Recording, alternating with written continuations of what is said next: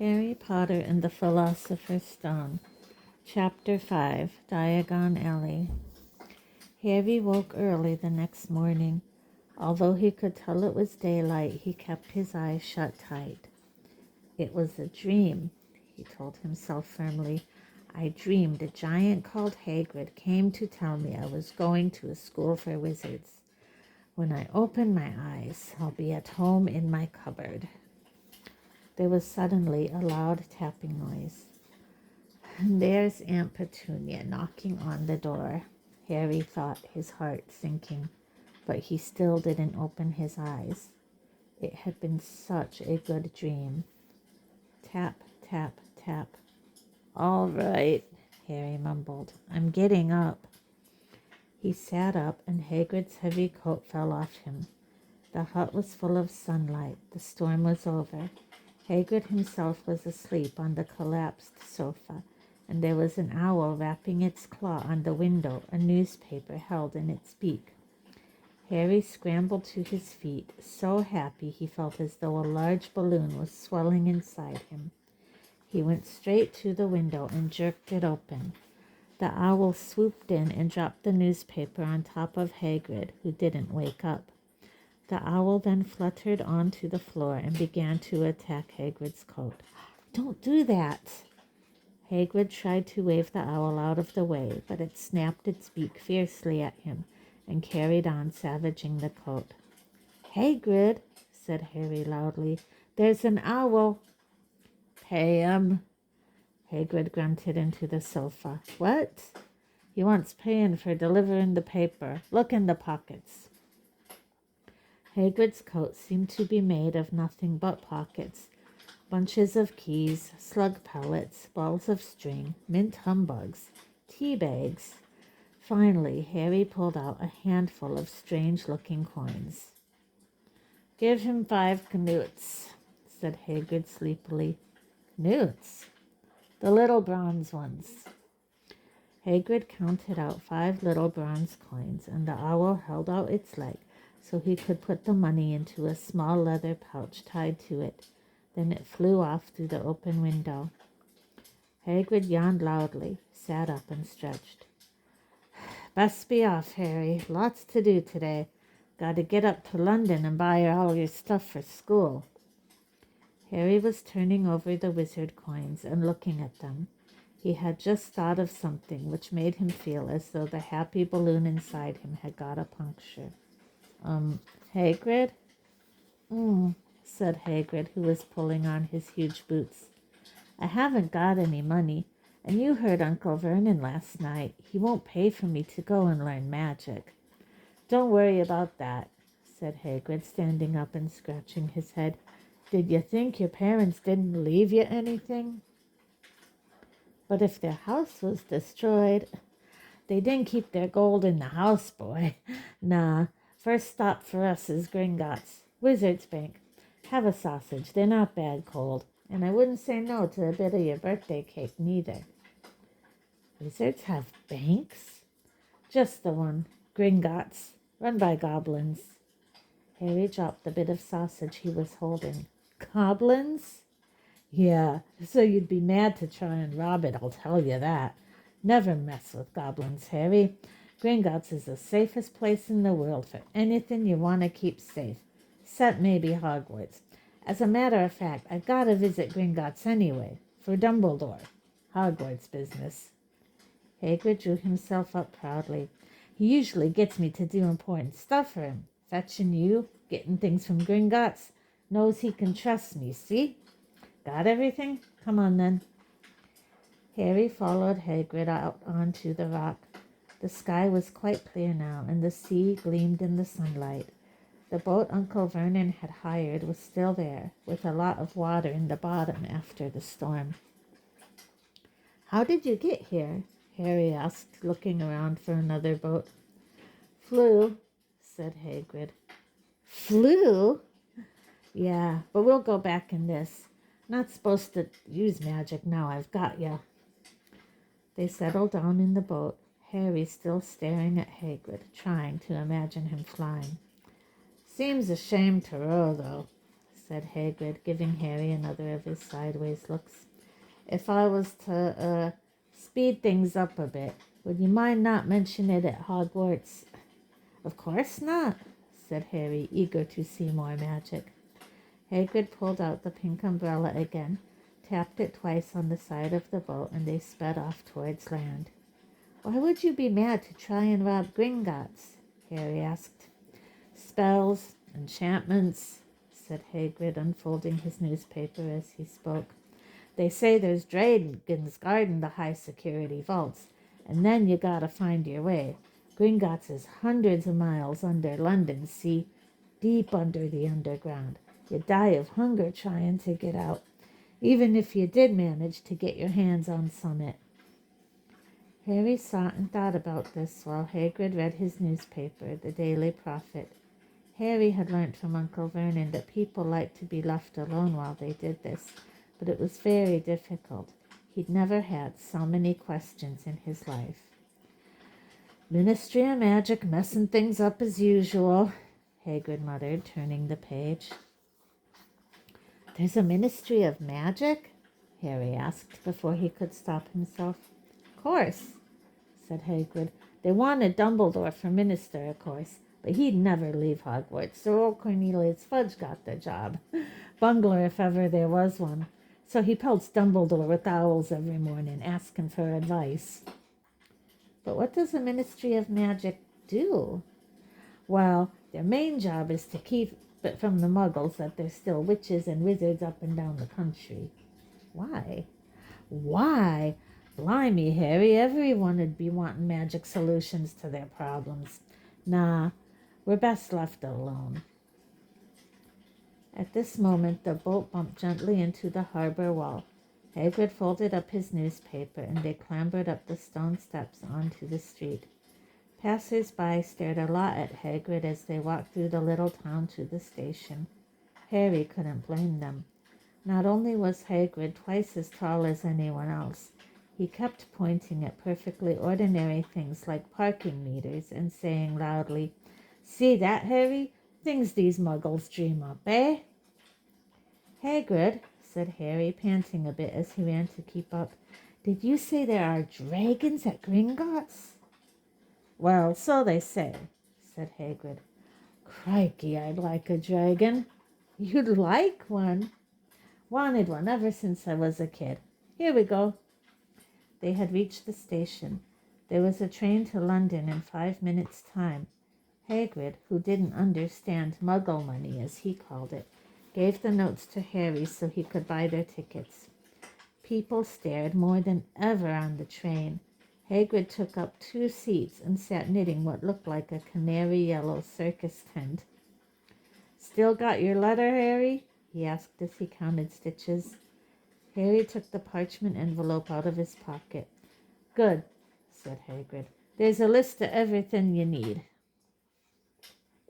Harry unfolded a second piece of paper he hadn't noticed the night before and read, "Hogwarts School of Witchcraft and Wizardry. Uniform. First-year students will require 3 sets of plain work robes, black, 1 plain pointed hat, black, for day wear, 1 pair of protective gloves, dragon hide or similar, 1 winter cloak, black, silver fastenings. Please note that all pupils' clothes should carry name tags. Set books.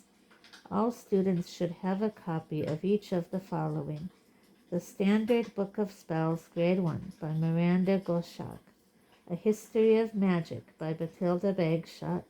Magical Theory, by Adelbert Waffling. A Beginner's Guide to Transfiguration, by Emmerich Switch. 1000 Magical Herbs and Fungi, by Felida Spore. Magical Drafts and Potions, by Arsenius Jigger. Fantastic Beasts and Where to Find Them, by Newt Scamander. The Dark Forces, A Guide to Self-Protection, by Quentin Trimble. Other equipment: 1 wand, 1 cauldron pewter, standard size 2, 1 set glass or crystal vials, 1 telescope, 1 set brass scales. Students may also bring an owl or a cat or a toad. Parents are reminded that first years are not allowed their own broomsticks. Can we buy all this in London? Harry wondered aloud. If you know where to go, said Hagrid. Harry had never been to London before. Although Hagrid seemed to know where he was going, he was obviously not used to getting there in an ordinary way. He got stuck in the ticket barrier on the Underground and complained loudly that the seats were too small and the trains too slow. I don't know how the Muggles manage without magic, he said as they climbed a broken-down escalator which led up to a bustling road lined with shops. Hagrid was so huge that he parted the crowd easily. All Harry had to do was keep close behind him. They passed bookshops and music stores, hamburger bars and cinemas, but nowhere that looked as if it could sell you a magic wand. This was just an ordinary street full of ordinary people. Could there really be piles of wizard gold buried miles beneath them? Were there really shops that sold spellbooks and broomsticks? Might this not all be some huge joke that the Dursleys had cooked up? If Harry hadn't known that the Dursleys had no sense of humor, he might have thought so. Yet, somehow, even though everything Hagrid had told him so far was unbelievable, Harry couldn't help trusting him. This is it, said Hagrid, coming to a halt. The Leaky Cauldron. It's a famous place. It was a tiny, grubby-looking pub. If Hagrid hadn't pointed it out, Harry wouldn't have noticed it was there. The people hurrying by didn't glance at it. Their eyes slid from the big bookshop on one side to the record shop on the other, as if they couldn't see the Leaky Cauldron at all. In fact, Harry had the most peculiar feeling that only he and Hagrid could see it. Before he could mention this, Hagrid had steered him inside. For a famous place, it was very dark and shabby. A few old women were sitting in a corner drinking tiny glasses of sherry. One of them was smoking a long pipe. A little man in a top hat was talking to the old barman, who was quite bald and looked like a gummy walnut. The low buzz of chatter stopped when they walked in. Everyone seemed to know Hagrid. They waved and smiled at him, and the barman reached for a glass, saying, "The usual, Hagrid?" "Can't, Tom. I'm on Hogwarts business," said Hagrid, clapping his great hand on Harry's shoulder and making Harry's knees buckle. "Good Lord," said the barman, peering at Harry. Can this be?" The Leaky Cauldron had suddenly gone completely still and silent. "Bless my soul," whispered the old barman. "Harry Potter. What an honor." He hurried out from behind the bar, rushed towards Harry, and seized his hand, tears in his eyes. "Welcome back, Mr. Potter. Welcome back." Harry didn't know what to say. Everyone was looking at him. The old woman with the pipe was puffing on it without realizing it had gone out. Hagrid was beaming. Then there was a great scraping of chairs, and, next moment, Harry found himself shaking hands with everyone in the Leaky Cauldron. "Doris Crockford, Mr. Potter. Can't believe I'm meeting you at last." "So proud, Mr. Potter. I'm just so proud." "Always wanted to shake your hand. I'm all of a flutter." "Delighted, Mr. Potter. Just can't tell you. Diggle's the name. Daedalus Diggle." "I've seen you before," said Harry, as Daedalus Diggle's top hat fell off in his excitement. "You bowed to me once in a shop." "He remembers!" cried Daedalus Diggle, looking around at everyone. "Did you hear that? He remembers me!" Harry shook hands again and again. Doris Crockford kept coming back for more. A pale young man made his way forward, very nervously. One of his eyes was twitching. "Professor Quirrell," said Hagrid. "Harry, Professor Quirrell will be one of your teachers at Hogwarts." "Potter," stammered Professor Quirrell, grasping Harry's hand, "can't tell you how pleased I am to meet you." "What sort of magic do you teach, Professor Quirrell?" Defense against the dark arts, muttered Professor Quirrell, as though he'd rather not think about it. Not that you need it, hey, Potter? He laughed nervously. You'll be getting all your equipment, I suppose. I've got to pick up a book on vampires myself. He looked terrified at the very thought. But the others wouldn't let Professor Quirrell keep Harry to himself. It took almost 10 minutes to get away from them all. At last Hagrid managed to make himself heard over the babble. Must get on, lots to buy. Come on, Harry. Doris Crockford shook Harry's hand one last time, and Hagrid led them to the bar and out into a small walled courtyard, where there was nothing but a dustbin and a few weeds. Hagrid grinned at Harry. Told you, didn't I? Told you was famous. Even Professor Quirrell was trembling to meet you. Mind you, he's usually trembling. Is he always that nervous? Oh, yeah. Poor bloke. Brilliant mind. He was fine while he was studying out of books, but then he took a year off to get some first-hand experience. They say he met vampires in the Black Forest, and there was a nasty bit of trouble with a hag. Never been the same since. Scared of the students, scared of his own subject. Now, where's me umbrella? Vampires? Hags? Harry's head was swimming. Hagrid, meanwhile, was counting bricks in the wall above the dustbin. 3 up, 2 across, he muttered. Right. Stand back, Harry. He tapped the wall 3 times with the point of his umbrella.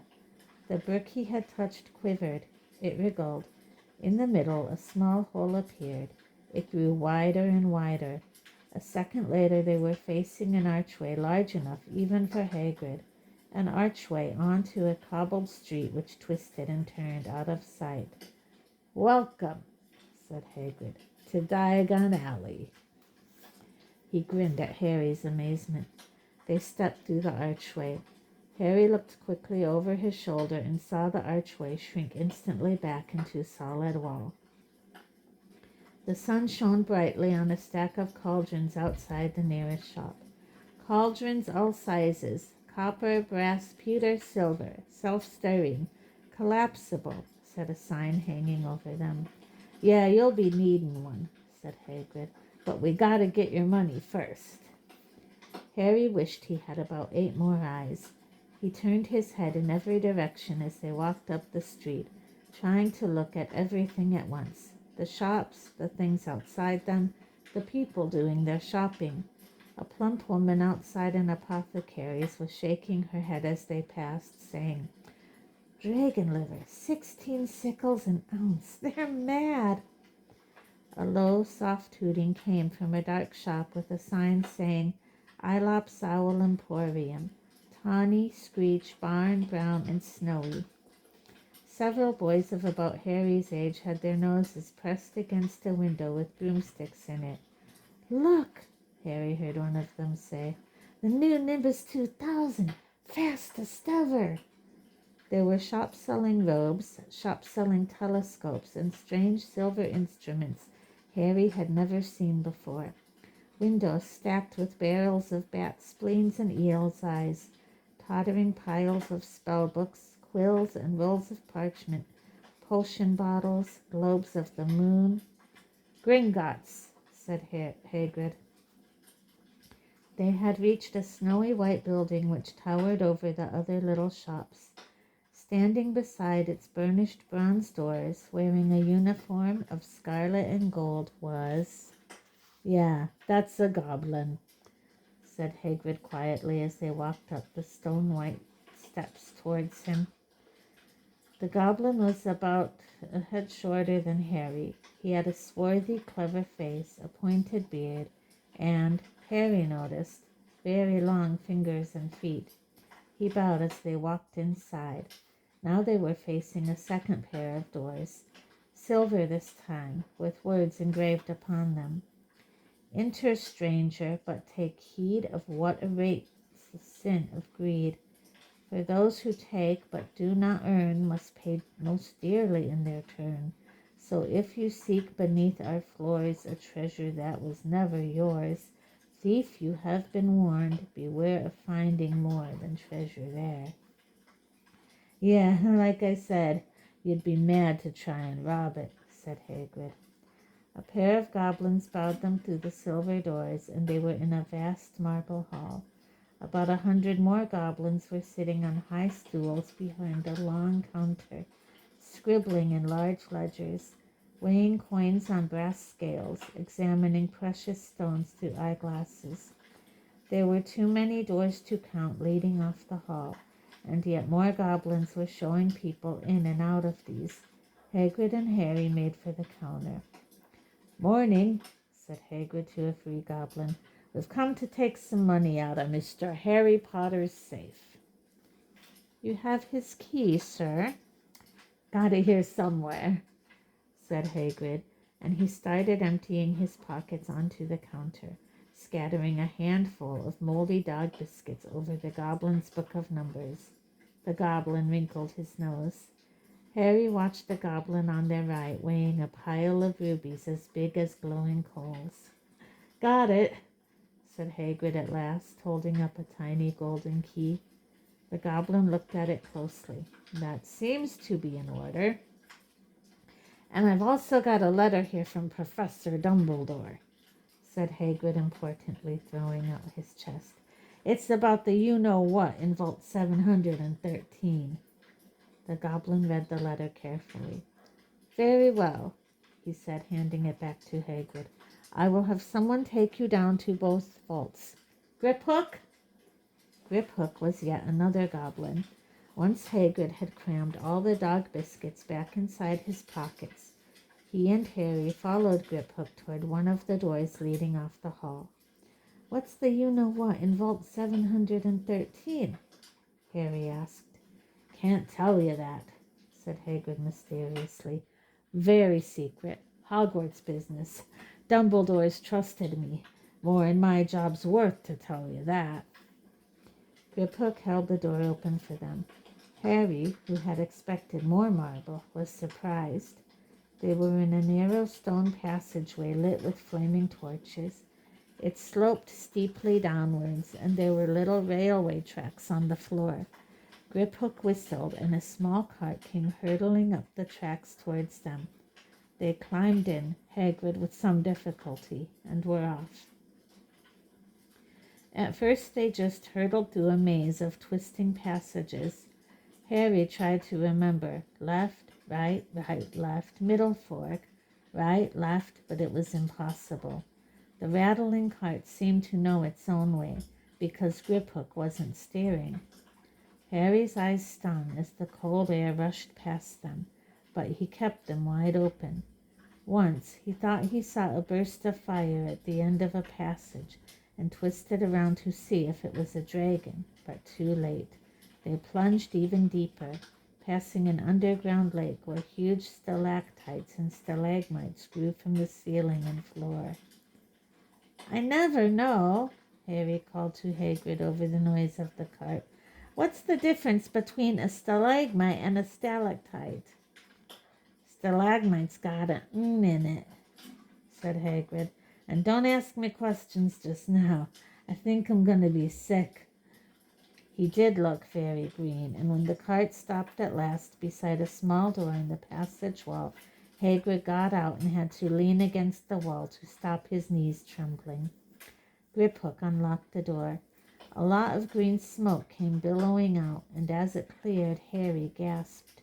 Inside were mounds of gold coins, columns of silver, heaps of little bronze knuts.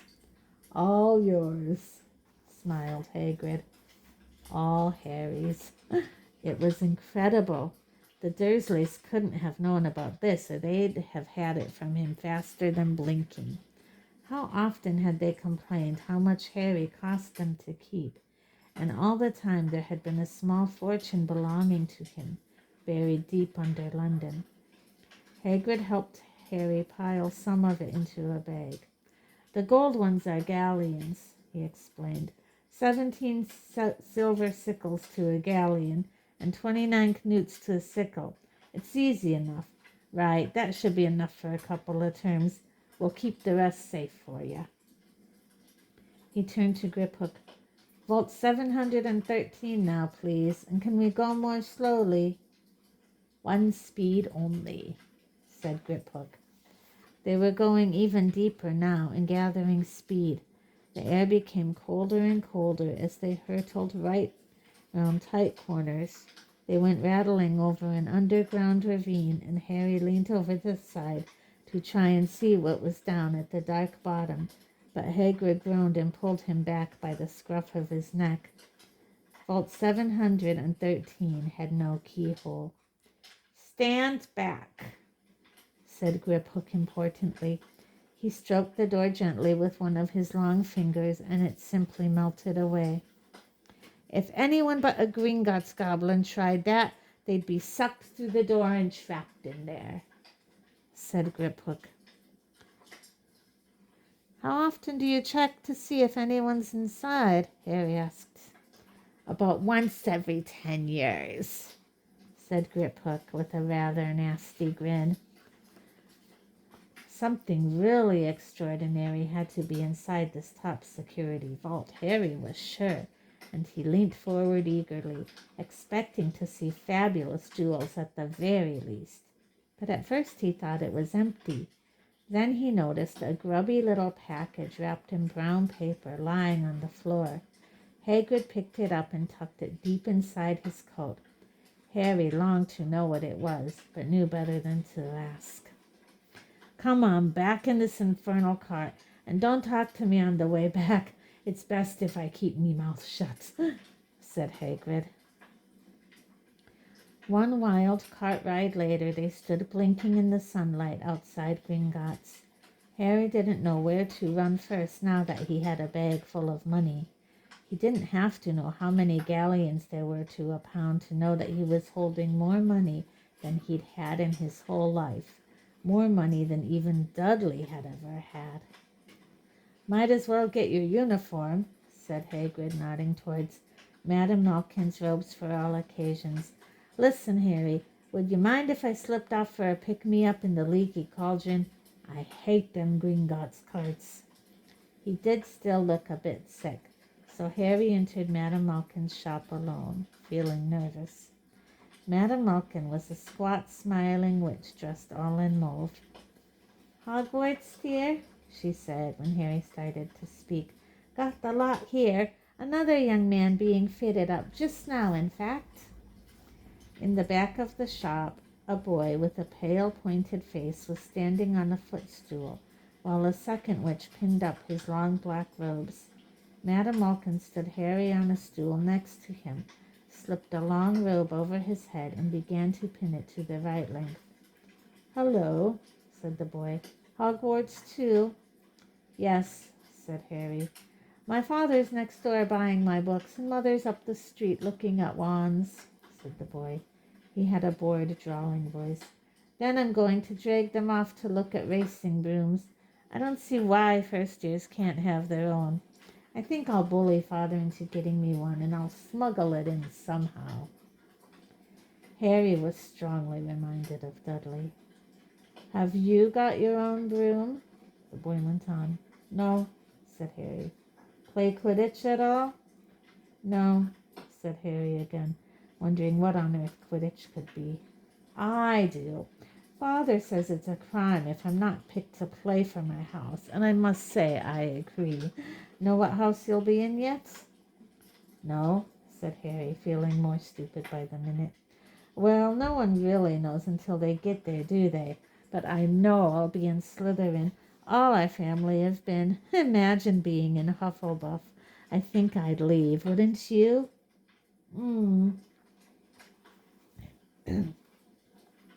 Said Harry, wishing he could say something a bit more interesting. I say, look at that man, said the boy, suddenly nodding towards the front window. Hagrid was standing there grinning at Harry and pointing at 2 large ice creams to show he couldn't come in. That's Hagrid, said Harry, pleased to know something the boy didn't. He works at Hogwarts. Oh, said the boy, I've heard of him. He's a sort of servant, isn't he? He's the gamekeeper, said Harry. He was liking the boy less and less every second. Yes, exactly. I heard he's a sort of savage, lives in a hut in the school grounds, and every now and then he gets drunk, tries to do magic, and ends up setting fire to his bed. I think he's brilliant, said Harry coldly. Do you? Said the boy with a slight sneer. Why is he with you? Where are your parents? They're dead, said Harry shortly. He didn't feel much like going into the matter with this boy.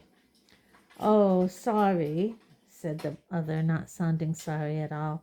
But they were our kind, weren't they? They were a witch and wizard, if that's what you mean. I really don't think they should let the other sort in, do you? They're just not the same. They've never been brought up to know our ways. Some of them have never even heard of Hogwarts until they get the letter. Can you imagine? I think they should keep it in the old wizarding families. What's your surname, anyway? But before Harry could answer, Madame Malkin said, That's you done, my dear. And Harry, not sorry for an excuse to stop talking to the boy, hopped down from the stool. Well, I'll see you at Hogwarts, I suppose, said the drawling boy. Harry was rather quiet as he ate the ice cream Hagrid had bought him, chocolate and raspberry with chopped nuts. What's up? Said Hagrid. Nothing, Harry lied. They stopped to buy parchment and quills. Harry cheered up a bit when he found a bottle of ink that changed color as he wrote. When they left the shop, he said, Hagrid, what's Quidditch? Blimey, Harry, I keep forgetting how little you know. Not knowing about Quidditch. Don't make me feel worse, said Harry. He told Hagrid about the pale boy and Madame Malkin's. And he said people from Muggle families shouldn't even be allowed in. You're not from a Muggle family. If he'd known who you were, he's growing up knowing your name if his parents are wizarding folk. You saw him in the leaky cauldron. Anyway, what does he know about it? Some of the best I ever saw were the only ones with magic in 'em in a long line of Muggles. Look at your mum. Look what she had for a sister. So what is Quidditch? It's our sport, wizard sport. It's like football in the Muggle world. Everyone follows Quidditch. Played up in the air on broomsticks, and there's 4 balls. Sort of hard to explain the rules. And what are Slytherin and Hufflepuff? Schoolhouses. There's 4. Everyone says Hufflepuff are a lot of duffers, but I bet I'm in Hufflepuff, said Harry gloomily. Better Hufflepuff than Slytherin, said Hagrid darkly. There's not a single witch or wizard who went bad who wasn't in Slytherin. You know who was one. Sorry, you know who was at Hogwarts? Years and years ago, said Hagrid. They bought Harry's school books in a shop called Flourish and Blots, where the shelves were stacked to the ceiling with books as large as paving stones bound in leather, books the size of postage stamps and covers of silk, books full of peculiar symbols, and a few books with nothing in them at all. Even Dudley, who never read anything, would have been wild to get his hands on some of these. Hagrid almost had to drag Harry away from curses and counter curses, bewitch your friends and befuddle your enemies with the latest revenges, hair loss, jelly legs, tongue tying, and much, much more, by Professor Vindictus Viridian. I was trying to find out how to curse Dudley. I'm not saying that's not a good idea, but you're not to use magic in the Muggle world except in very special circumstances, said Hagrid. And anyway, you couldn't work any of them curses yet. You'll need a lot more study before you get to that level. Hagrid wouldn't let Harry buy a solid gold cauldron either. It says pewter on your list. But they got a nice set of scales for weighing potion ingredients and a collapsible brass telescope. Then they visited the apothecary's, which was fascinating enough to make up for its horrible smell, a mixture of bad eggs and rotted cabbages. Barrels of slimy stuff stood on the floor. Jars of herbs, dried roots, and bright powders lined the walls. Bundles of feathers, strings of fangs, and snarled claws hung from the ceiling. while Hagrid asked the man behind the counter for a supply of some basic potion ingredients for Harry. Harry himself examined silver unicorn horns at 21 galleons each, and minuscule, glittery, black beetle eyes, 5 knoots a scoop. Outside the apothecary's, Hagrid checked Harry's list again. Just your wand left. Oh, yeah, and I still haven't got you a birthday present. Harry felt himself go red. You don't have to. I know I don't have to. Tell you what, I'll get your animal. Not a toad. Toads went out of fashion years ago. He'd be laughed at. And I don't like cats. They make me sneeze. I'll get you an owl. All the kids want owls. They're dead useful. Carrier post and everything. 20 minutes later, they left Aelop's Owl Emporium, which had been dark and full of rustling and flickering, jewel-bright eyes. Harry now carried a large cage which held a beautiful snowy owl, fast asleep with her head under her wing. He couldn't stop stammering his thanks, sounding just like Professor Quirrell. Don't mention it, said Hagrid gruffly. Don't expect you've had a lot of presents from them Dursleys. Just Ollivanders left now. Only place for wands, Ollivanders, and you gotta have the best wand. A magic wand. This was what Harry had been really looking forward to. The last shop was narrow and shabby. Peeling gold letters over the door read Ollivanders, makers of fine wands since 382 BC. A single wand lay on a faded purple cushion in the dusty window. A tinkling bell rang somewhere in the depths of the shop as they stepped inside. It was a tiny place, empty except for a single spindly chair which Hagrid sat on to wait. Harry felt strangely as though he had entered a very strict library. He swallowed a lot of new questions which had just occurred to him, and instead looked at the thousands of narrow boxes piled neatly right up to the ceiling.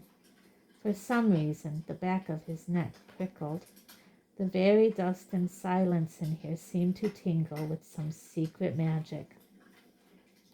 "Good afternoon," said a soft voice. Harry jumped. Hagrid must have jumped too, because there was a loud crunching noise, and he got quickly off the spindly chair. An old man was standing before them, his wide pale eyes shining like moons through the gloom of the shop. "Hello," said Harry awkwardly. "Ah, yes," said the man. Yes, I thought I'd be seeing you soon, Harry Potter." It wasn't a question. "You have your mother's eyes. It seems only yesterday she was in here herself buying her first wand, 10¼ inches long, swishy, made of willow. Nice wand for charm work." Mr. Ollivander moved closer to Harry. Harry wished he would blink. Those silvery eyes were a bit creepy. "Your father, on the other hand, favored a mahogany wand, 11 inches, pliable, a little more power, and excellent for transfiguration. Well, I say your father favored it. It's really the wand that chooses the wizard, of course." Mr. Ollivander had come so close that he and Harry were almost nose to nose. Harry could see himself reflected in those misty eyes. And that's where... Mr. Ollivander touched the lightning scar on Harry's forehead with a long white finger. "I'm sorry to say I sold the wand that did it," he said softly. 13½ inches. Powerful wand, very powerful, and in the wrong hands. Well, if I'd known what that wand was going out into the world to do. He shook his head, and then, to Harry's relief, spotted Hagrid. Rubeus Hagrid, how nice to see you again. Oak, 16 inches. Rather bendy, wasn't it?" "It was, sir, yes," said Hagrid. "Good one, that one. But I suppose they snapped it in half when you got expelled?" said Mr. Ollivander, suddenly stern. Yes, they did, yes," said Hagrid, shuffling his feet. "I still got the pieces, though," he added brightly. But you don't use them, said Mr. Ollivander sharply. Oh, no, sir, said Hagrid quickly. Harry noticed he gripped his pink umbrella very tightly as he spoke. Said Mr. Ollivander, giving Hagrid a piercing look. Well, now, Mr. Potter, let me see. He pulled a long tape measure with silver markings out of his pocket. Which is your wand arm? Well, I'm right-handed, said Harry. Hold out your arm. That's it. He measured Harry from shoulder to finger, then wrist to elbow, shoulder to floor, knee to armpit, and round his head. As he measured, he said, Every Ollivander wand has a core of powerful magic substance, Mr. Potter. We use unicorn hairs, phoenix tail feathers, and the heartstrings of dragons. No two Ollivander wands are the same, just as no two unicorns, dragons, or phoenixes are quite the same. And of course, you will never get such good results with another wizard's wand. Harry suddenly realized that the tape measure, which was measuring between his nostrils, was doing this on its own. Mr. Ollivander was flitting around the shelves, taking down boxes. That will do, he said, and the tape measure crumpled into a heap on the floor. Right then, Mr. Potter, try this one. Beechwood and dragon heartstring, 9 inches. Nice and flexible. Just take it and give it a wave. Harry took the wand and, feeling foolish, waved it around a bit, but Mr. Ollivander snatched it out of his hand almost at once. Maple and phoenix feather, 7 inches. Quite whippy. Try. Harry tried, but he had hardly raised the wand when it, too, was snatched back by Mr. Ollivander. No, here. Ebony and unicorn hair, 8.5 inches. Springy. Go on, try it out. Harry tried and tried. He had no idea what Mr. Ollivander was waiting for. The pile of tried wands was mounting higher and higher on the spindly chair, but the more wands that Mr. Ollivander pulled from the shelves, the happier he seemed to become. Tricky customer, eh?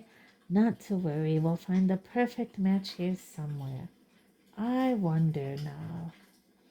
Yes, why not? Unusual combination. Holly and phoenix feather, 11 inches, nice and supple.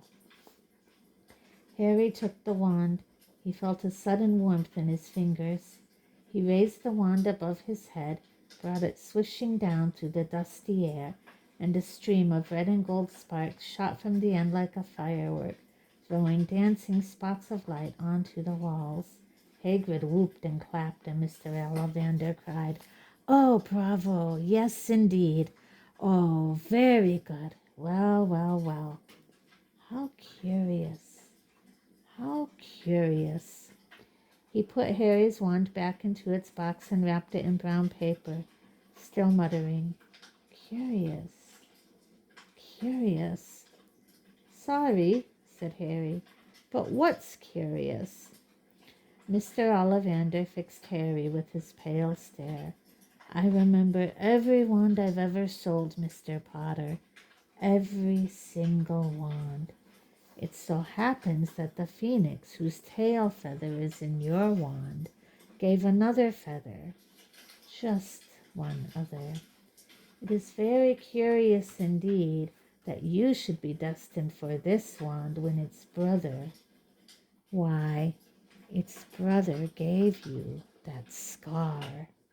Harry swallowed. Yes, 13.5 inches. Curious indeed how these things happen. The wand chooses the wizard, remember. I think we must expect great things from you, Mr. Potter.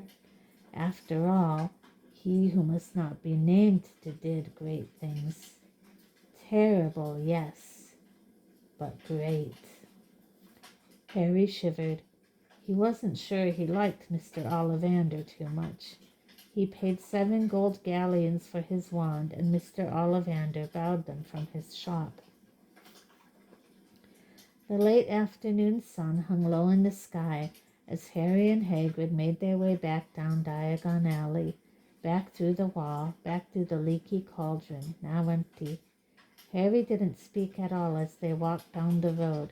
He didn't even notice how much people were gawping at them on the underground, laden as they were with all their funny-shaped packages, with the sleeping snowy owl on Harry's lap. Up another escalator, out into Paddington Station. Harry only realized where they were when Hagrid tapped him on the shoulder. "Got time for a bite to eat before your train leaves," he said. He bought Harry a hamburger and they sat down on plastic seats to eat them. Harry kept looking around. Everything looked so strange somehow. "You all right, Harry? You're very quiet," said Hagrid. Harry wasn't sure he could explain. He'd just had the best birthday of his life. And yet, he chewed his hamburger, trying to find the words. "Everyone thinks I'm special," he said at last.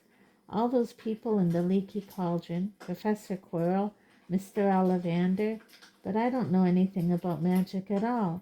How can they expect great things? I'm famous, and I can't even remember what I'm famous for. I don't know what happened when the night my parents died." Hagrid leaned across the table. Behind the wild beard and eyebrows, he wore a very kind smile. "Don't you worry, Harry. You'll learn fast enough. Everyone starts at the beginning at Hogwarts. You'll be just fine. Just be yourself. I know it's hard. You've been singled out, and that's always hard. But you'll have a great time at Hogwarts. I did. Still do, 's matter of fact." Hagrid helped Harry onto the train that would take him back to the Dursleys, then handed him an envelope. "Your ticket for Hogwarts," he said. "1st of September, King's Cross. It's all on your ticket. Any problems with the Dursleys, send me a letter with your owl. She'll know where to find me. See you soon, Harry."